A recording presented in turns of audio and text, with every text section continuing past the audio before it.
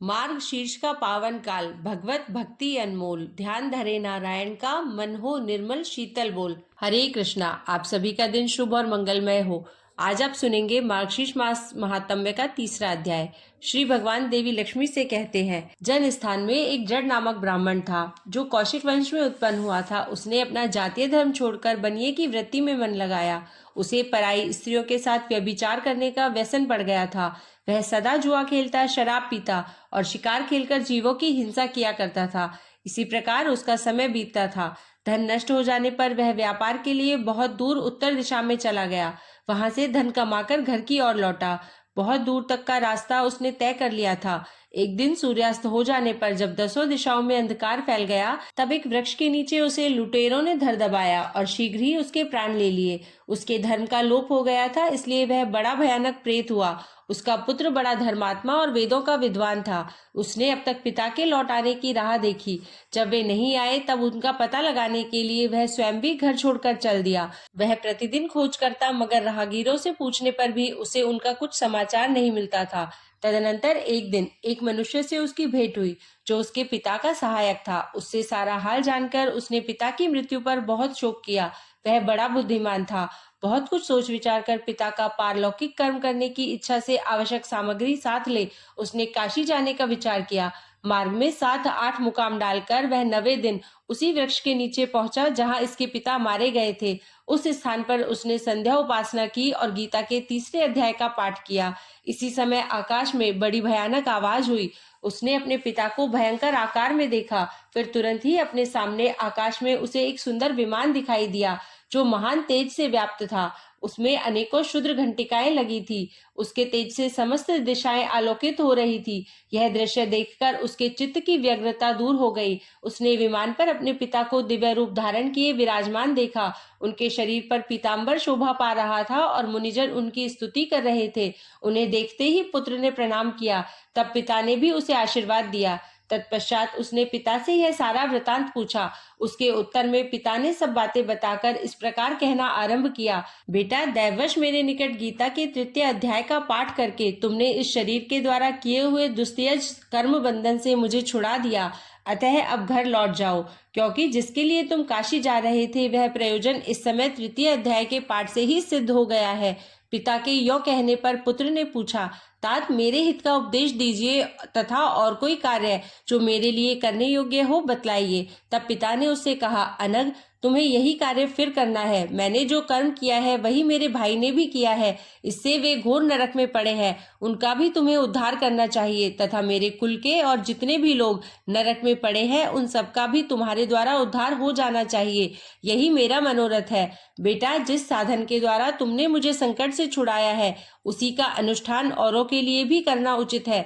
उसका अनुष्ठान करके उससे होने वाला पुण्य उन नारकी जीवों का संकल्प करके दे दो। इससे वे समस्त पूर्वज मेरी ही तरह यातना से मुक्त हो स्वल्प काल में ही श्री विष्णु के परम पद को प्राप्त हो जाएंगे। इससे वे समस्त पूर्वज मेरी ही तरह यातना से मुक्त हो स्वल्प काल में ही श्री विष्णु के परम पद को प्राप्त हो जाएंगे।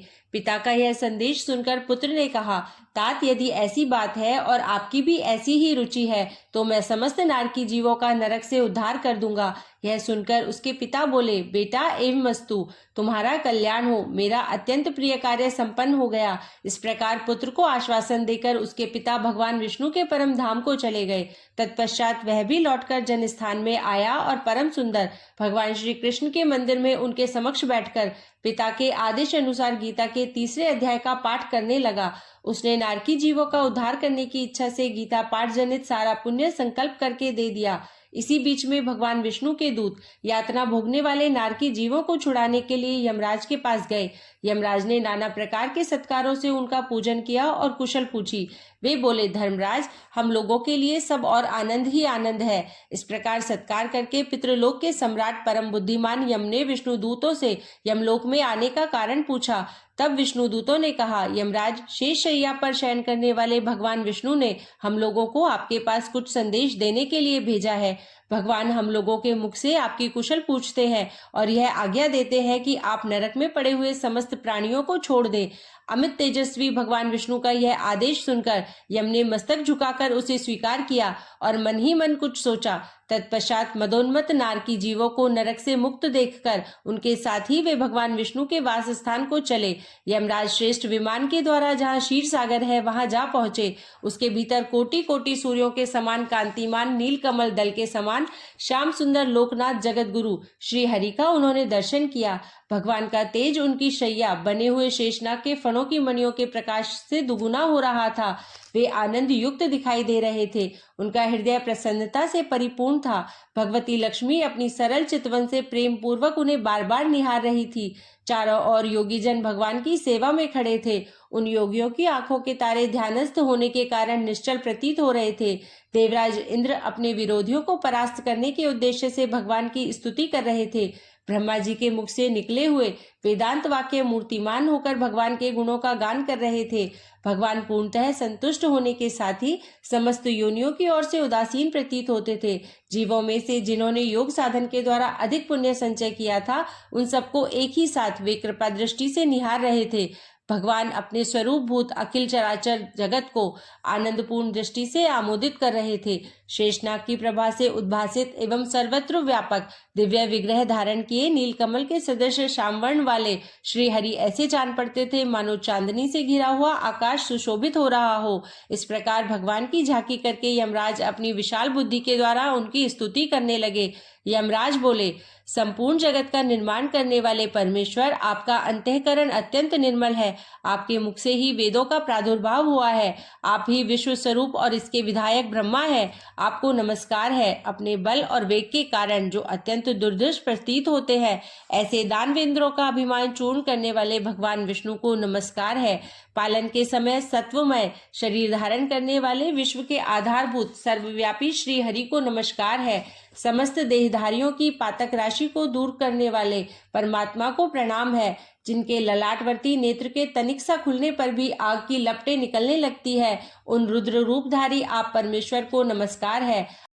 आप संपूर्ण विश्व के गुरु, आत्मा और महेश्वर है। अतः समस्त वैष्णव जनों को संकट से मुक्त करके उन पर अनुग्रह करते हैं। आप माया से विस्तार को प्राप्त हुए, अखिल विश्व में व्याप्त होकर भी कभी माया अथवा उससे उत्पन्न होने वाले गुणों से मोहित नहीं होते।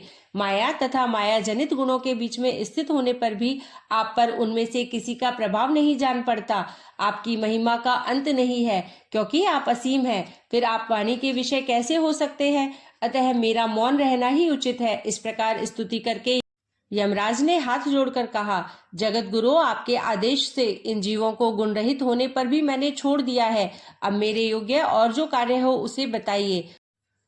उनके यों कहने पर भगवान मधुसूदन मेघ के समान गंभीर वाणी द्वारा मानो अमृत रस से सींचते हुए बोले, धर्मराज, तुम सबके प्रति समान भाव रखते हुए लोगों का पाप से उद्धार कर रहे हो। तुम पर देहधारियों का भार रखकर मैं निश्चिंत हूँ। अतः तुम अपना काम करो और अपने लोक को चले जाओ। यों कहकर भगवान अंतर्ध्यान हो गए। यमराज भी अपनी पुरी को लौट आए। तब वह ब्राह्मण अपनी जाति के और समस्त नारकी जीवों का नरक से उद्धार करके स्वयं भी श्रेष्ठ विमान द्वारा श्री विष्णु धाम को चला गया। अब सुनिए भगवत गीता का तीसरा अध्याय। इससे पहले सांख्य योग दूसरे अध्याय में श्री कृष्ण अर्जुन को आत्मा, कर्तव्य और कर्म के विषय में गहन ज्ञान प्रदान करते हैं। गीता के इस अध्याय में भगवान श्री कृष्ण द्वारा अर्जुन को जीवन और धर्म की मूल बातें समझाई हैं। अब आज सुनेंगे हम तीसरा अध्याय, कर्म योग। तीसरे अध्याय में कर्म योग की व्याख्या की गई है, जो गीता का एक महत्वपूर्ण भाग है। श्री कृष्ण अर्जुन को समझाते हैं कि जीवन में कर्म करना अनिवार्य है। कर्म करते हुए भी उससे आसक्ति रहित रहने की शिक्षा देता है यह अध्याय बताता है कि कर्म करने का क्या तरीका है और कैसे यह आध्यात्मिक विकास का माध्यम बन सकता है। तो भगवान श्री कृष्ण के चरणों में प्रणाम करते हुए हम आज का अध्याय शुरू करते हैं। इस पर अर्जुन ने प्रश्न किया कि हे जनार्दन, यदि कर्मों की अपेक्षा ज्ञान आपके श्रेष्ठ मान्य है, तो फिर हे केशव, मुझे भयंकर कर्म में क्यों लगाते हैं तथा आप मिले हुए से वचन से मेरी बुद्धि को मोहित सी करते हैं। इसलिए उस एक बात को निश्चय करके कहिए कि जिससे मैं कल्याण को प्राप्त हो जाऊं। इस प्रकार अर्जुन के पूछने पर भगवान श्री कृष्ण महाराज बोले, हे निष्पाप अर्जुन, इस लोक में दो प्रकार की निष्ठा मेरे द्वारा पहले कही गई है, ज्ञानियों की ज्ञान योग से और योगियों की निष्काम कर्म योग से। परंतु किसी भी मार्ग के अनुसार कर्मों को स्वरूप से त्यागने की आवश्यकता नहीं है। क्योंकि मनुष्य ना तो कर्मों के न करने से निष्कर्मता को प्राप्त होता है और न कर्मों को त्यागने मात्र से भगवत साक्षात्कार रूप सिद्धि को प्राप्त होता है, तथा सर्वथा कर्मों का स्वरूप से त्याग हो भी नहीं सकता, क्योंकि कोई भी पुरुष किसी काल में क्षण मात्र भी बिना कर्म किए नहीं रहता है। निसंदेह सभी पुरुष प्रकृति से उत्पन्न हुए गुणों द्वारा परवश हुए कर्म करते हैं। इसलिए जो मूढ़ बुद्धि पुरुष कर्मेंद्रियों को हठ से रोककर इंद्रियों के भोगों को मन से चिंतन करता रहता है, वह मिथ्याचारी अर्थात दंभी कहा जाता है। और हे अर्जुन, जो पुरुष मन से इंद्रियों को वश में करके अनासक्त हुआ कर्मेंद्रियों से कर्म योग का आचरण करता है, वह श्रेष्ठ है। इसलिए तो शास्त्र विधि से नियत किए हुए स्वधर्म रूप कर्म को कर, क्योंकि कर्म न करने की अपेक्षा कर्म करना श्रेष्ठ है, तथा कर्म न करने से तेरा शरीर निर्वाह भी नहीं सिद्ध होगा। हे अर्जुन, बंधन के भय से भी कर्मों का त्याग करना योग्य नहीं है, क्योंकि यज्ञ अर्थात विष्णु के निमित्त किए हुए कर्म के सिवा अन्य कर्म में लगा हुआ ही यह मनुष्य कर्मों द्वारा बंधता है। इसलिए हे अर्जुन, आसक्ति से रहित हुआ उस परमेश्वर के निमित्त कर्म का भली प्रकार आचरण कर। कर्म न करने से तू पाप को भी प्राप्त होगा, क्योंकि प्रजापति ब्रह्मा ने कल्प के आदि में यज्ञ सहित प्रजा को रचकर कहा कि इस यज्ञ द्वारा तुम लोग वृद्धि को प्राप्त हो, और यह यज्ञ तुम लोगों को इच्छित कामनाओं को देने वाला होवे, तथा तुम लोग इस यज्ञ द्वारा देवताओं की उन्नति करो और वे देवता लोग तुम लोगों की उन्नति करें। इस प्रकार आपस में कर्तव्य समझकर उन्नति करते हुए परम कल्याण को प्राप्त होगे, तथा यज्ञ द्वारा बढ़ाए हुए देवता लोग तुम्हारे लिए बिना मांगे ही प्रिय भोगों को देंगे। उनके द्वारा दिए हुए भोगों को जो पुरुष इनके लिए बिना दिए ही भोगता है, वह निश्चय चोर है। कारण कि यज्ञ से शेष बचे हुए अन्न को खाने वाले श्रेष्ठ पुरुष सब पापों से छूटते हैं, और जो पापी लोग अपने शरीर पोषण के लिए ही पकाते हैं, वे तो पाप को ही खाते हैं, क्योंकि संपूर्ण प्राणी अन्न से उत्पन्न होते हैं, और अन्न की उत्पत्ति वृष्टि से होती है, तथा वृष्टि यज्ञ से होती है, और वह यज्ञ कर्मों से उत्पन्न होने वाला है। तथा उस कर्म को तू वेद से उत्पन्न हुआ जान, और वेद अविनाशी परमात्मा से उत्पन्न हुआ है। इससे सर्वव्यापी परम अक्षर परमात्मा सदा ही यज्ञ में प्रतिष्ठित है। हे पार्थ, जो पुरुष इस लोक में इस प्रकार चलाए हुए सृष्टि चक्र के अनुसार नहीं बरतता है, अर्थात शास्त्रानुसार कर्मों को नहीं करता है, वह इंद्रियों के सुख को भोगने वाला पापायु पुरुष व्यर्थ ही जीता है। परंतु जो मनुष्य आत्मा ही में प्रीति वाला और आत्मा ही में तृप्त तथा आत्मा में ही संतुष्ट होवे, उसके लिए कोई कर्तव्य नहीं है, क्योंकि इस संसार में उस पुरुष का किए जाने से भी कोई प्रयोजन नहीं है और न किए जाने से भी कोई प्रयोजन नहीं है, तथा इसका संपूर्ण भूतों में कुछ भी स्वार्थ का संबंध नहीं है, तो भी उसके द्वारा केवल लोकहितार्थ कर्म किए जाते हैं। इससे तू अनासक्त हुआ निरंतर कर्तव्य कर्म का अच्छी प्रकार आचरण कर, क्योंकि अनासक्त पुरुष कर्म करता हुआ परमात्मा को प्राप्त होता है। इस प्रकार जनकादि ज्ञानी जन भी आसक्ति रहित कर्म द्वारा ही परम सिद्धि को प्राप्त हुए हैं। इसलिए तथा लोक संग्रह को देखता हुआ भी तू कर्म करने को ही योग्य है, क्योंकि श्रेष्ठ पुरुष जो जो आचरण करता है, अन्य पुरुष भी उसके अनुसार बरतते हैं। वह पुरुष जो कुछ प्रमाण कर देता है, लोग भी उसी के अनुसार बरतते हैं। इसलिए हे अर्जुन, यद्यपि मुझे तीनों लोकों में कुछ भी कर्तव्य नहीं है तथा किंचित भी प्राप्त होने योग्य वस्तु अप्राप्त नहीं है, तो भी मैं कर्म में ही बरतता हूँ, क्योंकि यदि मैं सावधान हुआ कदाचित कर्म में न बरतूं, तो हे अर्जुन, सब प्रकार से मनुष्य मेरे बर्ताव के अनुसार बरतते हैं, अर्थात बरतने लग जाए, तथा यदि मैं कर्म ना करूं तो ये सब लोग भ्रष्ट हो जाए, और मैं वर्ण संकर का करने वाला हूँ तथा इस सारी प्रजा का हनन करूं, अर्थात मारने वाला बनूं।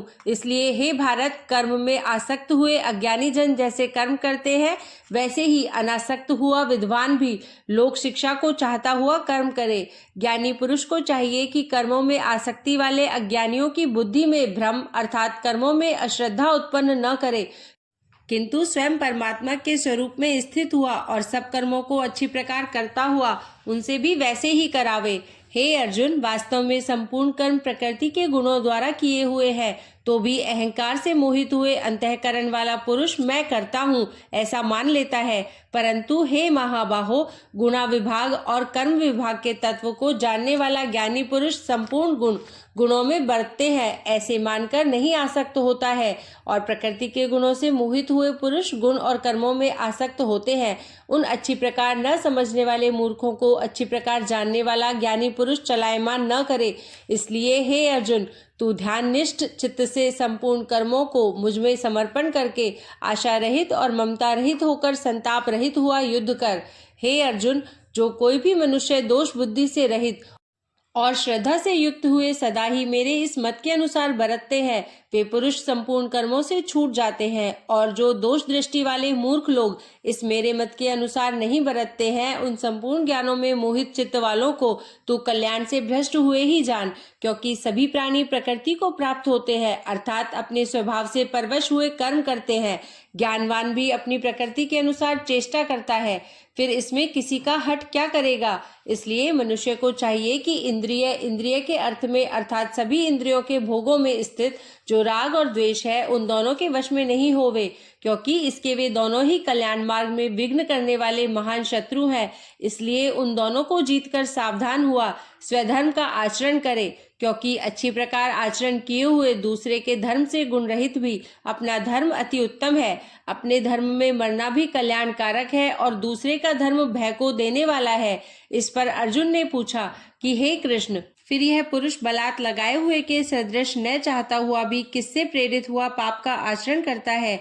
इस प्रकार अर्जुन के पूछने पर श्री कृष्ण महाराज बोले, हे अर्जुन, रजोगुण से उत्पन्न हुआ यह काम ही क्रोध है। यह ही महाअशन अर्थात अग्नि के सदृश भोगों से न तृप्त होने वाला और बड़ा पापी है। इस विषय में इसको ही तू वैरी जान। जैसे धुएं से अग्नि और मल से दर्पण ढका जाता है तथा जैसे जेर से गर्भ ढका हुआ है, वैसे ही उस काम के द्वारा यह ज्ञान ढका हुआ है।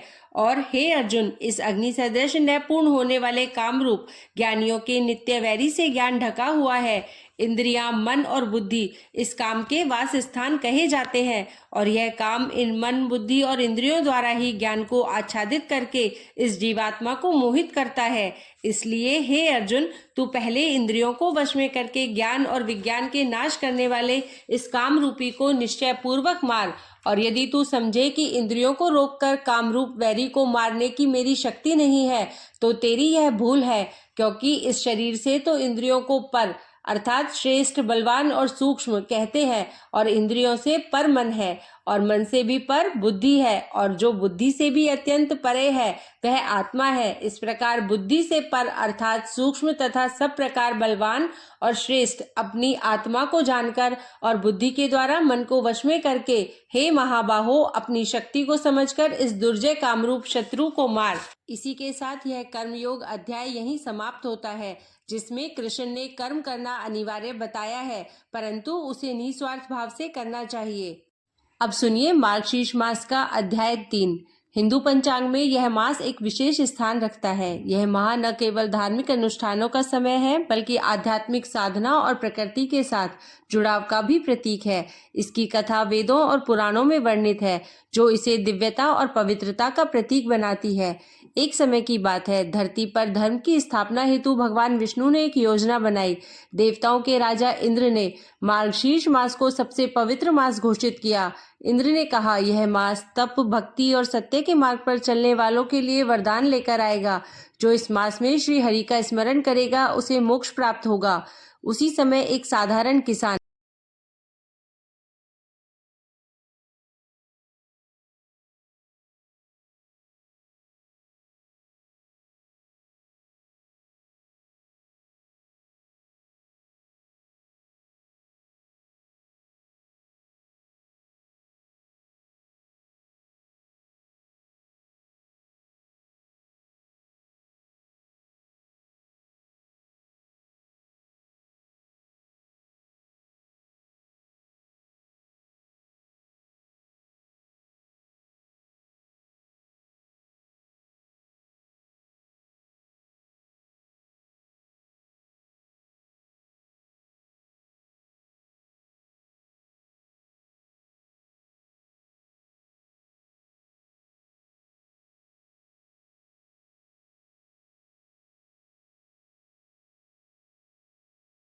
जिसका नाम माधव था, अपने खेतों में कड़ी मेहनत कर रहा था। अगहन मास की ठंडी हवाओं में भी वह अपने काम में जुटा रहता। एक दिन उसे सपने में भगवान श्री कृष्ण के दर्शन हुए। भगवान ने कहा, माधव, अगहन मास में किया गया छोटा सा पुण्य भी बड़ा फल देता है। तुम अपनी मेहनत और ईमानदारी से इसे और भी पवित्र बना रहे हो। माधव ने सुबह उठकर अपने गांव के लोगों को यह सपना सुनाया। गांव के सभी लोगों ने मिलकर निर्णय लिया कि वे इस मास को विशेष भक्ति, दान और सेवा के साथ मनाएंगे। हर रोज प्रभात में गंगा स्नान, भगवत गीता का पाठ और गरीबों को भोजन दान किया जाने लगा।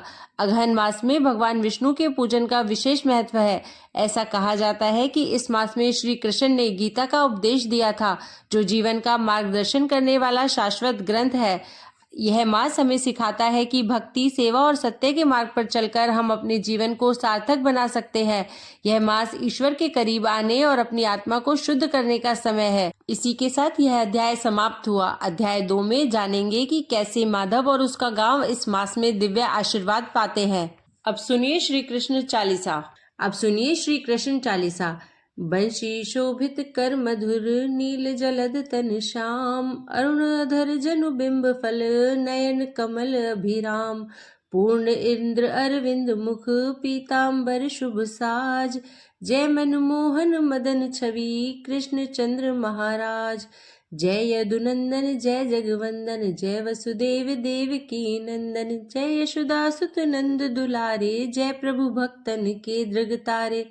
जय नट नागर नाग नथैया, कृष्ण कन्हैया धेनु चरैया, पुनि नख पर प्रभु गिरवर धारो, आओ दीनन कष्ट निवारो। वंशी मधुर अधर तरि तेरो, होवे पूर्ण विनय यह मेरो। आओ हरि पुनि माखन चाखो, आज लाज भारत की राखो। गोल कपोल चिबुक अरुणारे, मृदु मुस्कान मोहिनी डारे, राजित राजीव नयन विशाला, मोर मुकुट वैजंती माला।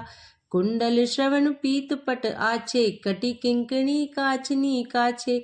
नील जलज सुंदर तनु सोहे, छबि लखि सुर नर मुनि मन मोहे। मस्तक तिलक अलक घुंघराले, आओ कृष्ण बांसुरी वाले। करि पय पान पूत नहीं तार्यो, अका बका का सुर मार्यो। मधुवन जलत अगिन जब ज्वाला, भय शीतल लख तहि नंद लाला। सुरपति जब ब्रज चढ़्यो रिसाई, मूसर धार वारि वर्षाई। लगत लगत ब्रज चहन बहायो, गोवर्धन नख धारी बचायो। लखी यशोदा मन भ्रम अधिकाई, मुख मह 14 भुवन दिखाई। दुष्ट कंस अति उधम मचायो, कोटि कमल जब फूल मंगायो। नाथी काली यही तब तुम लीने, चरण चिन्ह दय निर्भय कीने। करी गोपिन संग रास विलासा, सबकी पूर्ण करी अभिलाषा। केतिक महा असुर संघार्यो, कंस ही केस पकड़ी दय मार्यो। माता पिता की बंदी छुड़ाई, उग्रसेन कह राज दिलाई। मही से मृतक छहो सुत लायो, मातु देव की शोक मिटायो। भौमासुर मुर दैत्य संहारी, लाए शतदश सहस कुमारी। दय भीमहि तृण चीर सहारा, जरा सिंधु राक्षस कह मारा। असुर बकासुर आदिक मार्यो, भक्तन के तब कष्ट निवार्यो। दीन सुदामा के दुख टार्यो, तंदुल 3 मूठ मुख डार्यो। प्रेम के साग विदुर घर मांगे, दुर्योधन के मेवा त्यागे। लखी प्रेम की महिमा भारी, ऐसे श्याम दीन हितकारी। भारत के पारथ रथ हाके, लिए चक्र कर नहीं बल थाके। निज गीता के ज्ञान सुनाए, भक्तन हृदय सुधा वर्षाए। मीरा थी ऐसी मत वाली, विष पी गई बजा कर ताली।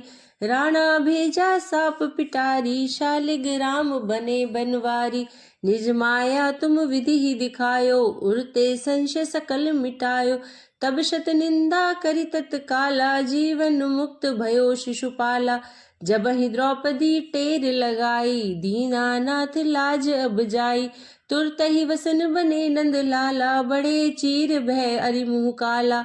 अस अनाथ के नाथ कन्हैया, डूबत भवर बचावई नैया। सुंदर दास आस उरधारी, दया दृष्टि की जय बनवारी। नाथ सकल मम कुमति निवारो, क्षमहु बेगी अपराध हमारो। खोलो पट अब दर्शन दीजिए, यह चालीसा कृष्ण का पाठ करे उरधारी, अष्ट सिद्धि नव निधि फल लहे पधारत चारी। बोलिए श्री कृष्ण भगवान की जय। श्रीमती राधा रानी की जय।